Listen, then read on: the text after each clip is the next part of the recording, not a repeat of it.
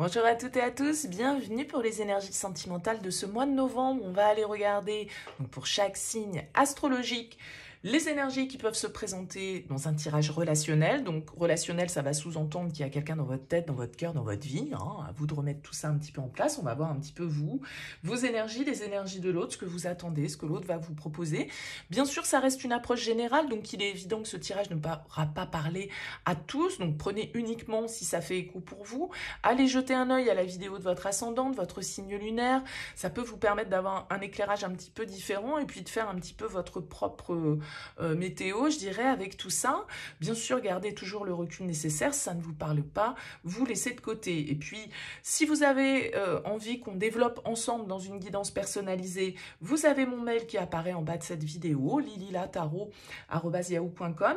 Je fais toujours une approche préalable avant la première consultation pour voir si je capte bien vos énergies. Donc, dans votre mail, ne me donnez pas trop d'éléments, juste prénom, date de naissance des personnes concernées et le domaine. C'est pro, c'est professionnel, c'est sentimental, c'est financier. Voilà, posez pas de questions parce que des fois dans vos questions, il y a déjà des éléments sur la situation, je vais y arriver, actuelle. Donc voilà, restez le plus large possible. Le but, c'est de partir d'une page blanche. Donc, ne me donnez pas d'éléments dans votre mail plus nombreux que ceux que je viens d'énumérer. Et puis après, bien sûr, je reviens vers vous pour vous expliquer comment je fonctionne. Alors, pour ce tirage, on utilise le Tatou Tarot pour effectuer ce tirage sentimental du mois de novembre. Allez, c'est parti, on se retrouve pour le tirage.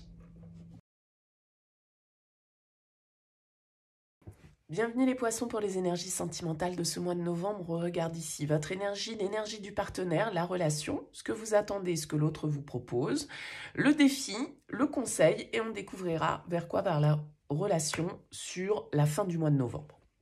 Alors, en termes d'énergie, on a deux arcanes majeures, l'étoile, dont ce que vous attendez du partenaire, l'ermite en conseil, on a des bâtons, on a des épées, et on a une carte de denier, on n'a pas de coupe. Donc, on est plutôt dans des énergies ici, j'ai l'impression, de communication, de prise de position, de décision, d'opportunités à étudier dans la relation. En tout cas, vous êtes dans l'énergie de l'as d'épée. L'as d'épée, c'est une carte qui va nous parler de vérité, de communication, de clarté d'esprit, de décision.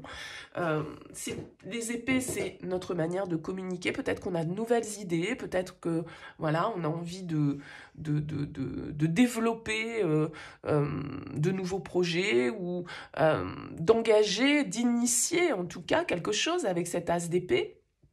Et c'est plutôt dans votre tête ou dans votre manière d'échanger avec l'autre que ça peut se passer.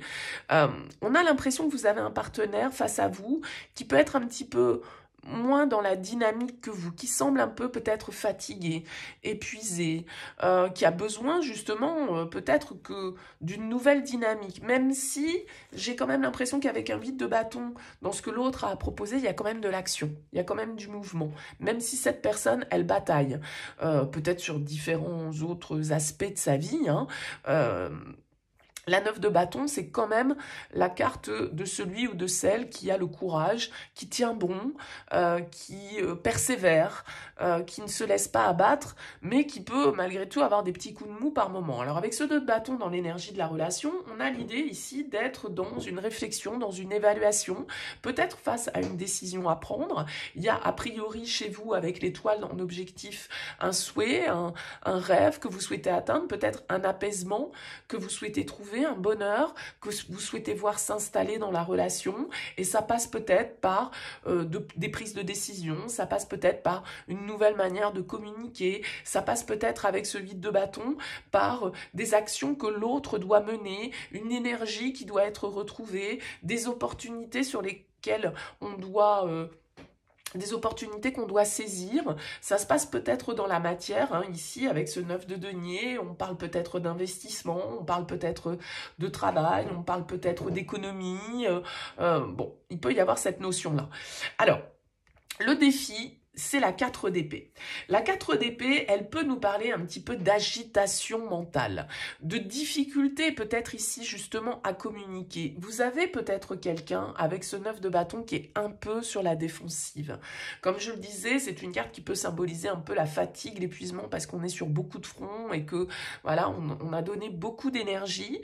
On a déjà aussi pas mal bataillé et donc été un peu éborgné. On a les cicatrices, on a des marques. Et donc ici, peut-être qu'il y a cette idée de ne pas avoir une communication très fluide. Et peut-être parce que l'autre est un petit peu sur la défensive, un petit peu sur la retenue, un petit peu en mode protection.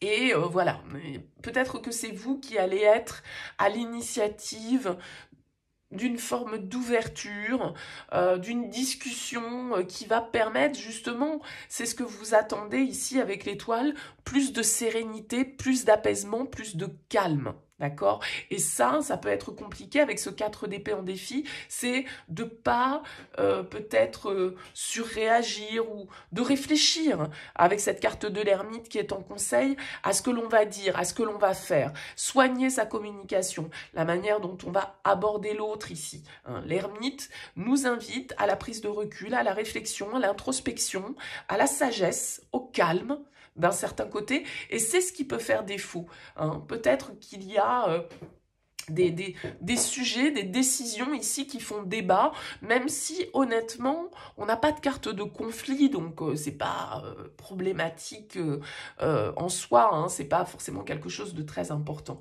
Mais comme je le disais, la 8 de bâton dans les énergies de l'autre, bien sûr que ça peut signifier une certaine forme d'agitation, c'est peut-être pour ça que le calme est difficile, il y a une forme de combat, de frénésie un peu qui s'empare de l'autre, et peut-être que justement c'est là-dessus qu'il faut vous poser, prendre le temps avant de communiquer, avant d'agir, parce que je pense que de toute façon vous êtes dans une démarche avec cette carte de l'étoile qui est plutôt bienveillante, c'est-à-dire ce que vous voulez c'est que les choses se passent bien, c'est que les choses soient posées, c'est que tout le monde se sente à sa place, que tout le monde se sente bien et que la direction convienne aux deux personnes qui composent cette relation. Donc voilà, peut-être que la communication est pas super fluide, peut-être qu'il y a un petit peu de stress, d'anxiété par rapport à des choix, des décisions qui doivent être prises. Le calme est de mise, la réflexion, la sagesse, le calme. Vraiment, ça pourrait être le maître mot de votre tirage. Mais c'est ce à quoi vous aspirez, donc il n'y a pas de raison. On sort de ce mois de novembre avec un chevalier de bâton. Ok, c'est plutôt pas mal. Ça veut dire quand même que les choses bougent. Il y a beaucoup d'énergie de feu dans ce tirage, hein, donc peut-être l'influence d'un signe de feu pour vous, Bélier, Lion, Sagittaire. En tout cas, le chevalier de bâton, il est porteur d'initiative. Il a envie d'expérimenter, il est motivé, il y a du désir, il y a de la passion, il y a envie de faire peut-être différemment, d'aller de l'avant, de donner de l'impulsion en tout cas, donc c'est plutôt un joli tirage.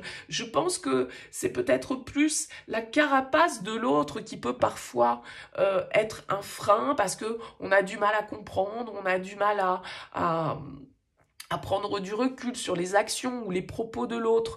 Voyez, bon, maintenant, pour autant, il y a quand même le désir d'avancer qui ressort avec ce chevalier de bâton, le fait de profiter aussi avec ce 9 de denier qui est là, de profiter de ce qu'on a pu peut-être élaborer, construire, acquérir et se faire plaisir avec cette carte du 9 de denier. Donc, j'ai l'impression qu'il y a quand même ici une belle harmonie qui vient, qui plane sur ce tirage. Pas un mois sans doute crucial non plus, c'est pas comme ça que je le sens, les poissons, ce mois de novembre, mais bon, voilà, écoutez, ça fait du bien aussi d'être un petit peu plus dans le calme. En tout cas, n'hésitez pas, dites-moi, laissez-moi un petit mot, un commentaire sous cette vidéo pour me dire comment ça a vibré pour vous.